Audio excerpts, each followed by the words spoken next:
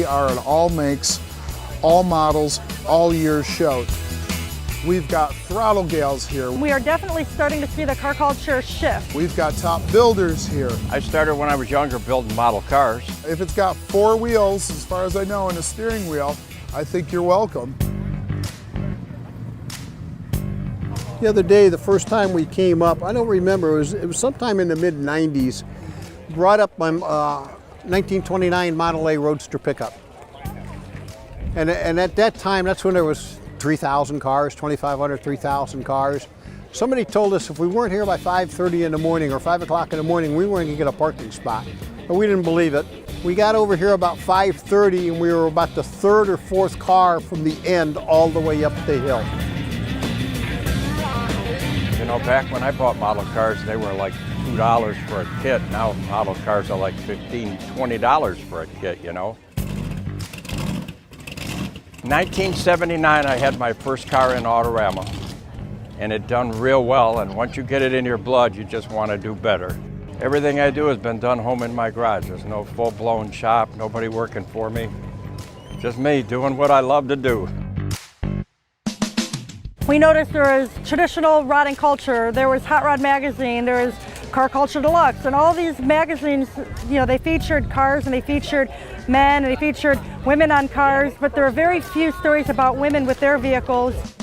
We spent a lot of time in the garages with our dads growing up, so we really wanted to reach out to that market and develop a publication where other women like us could have interesting stories to read that were tech heavy or interesting about the story behind the cars and the women who drive them.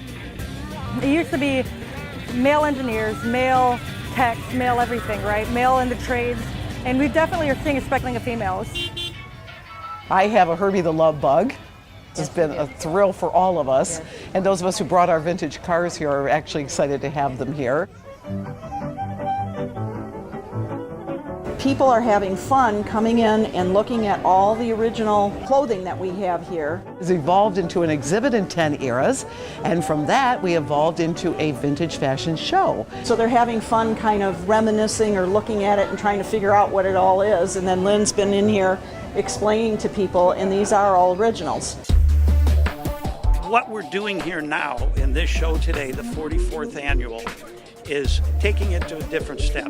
I brought in a gentleman that I've been watching for many, many years, Murray Pfaff. We invited 25 cars to become part of the very first PAP Designs St. Ignace Cup presented by Amsoil. I do a lot of talk about the complexion of the show, and what does that mean? And that really does mean our apples and our pomegranates and our avocados all being put into one basket. We invite them all, 4x4s and trucks. There's wonderful people from all over the areas of Michigan, famous for their automobiles and in the industries.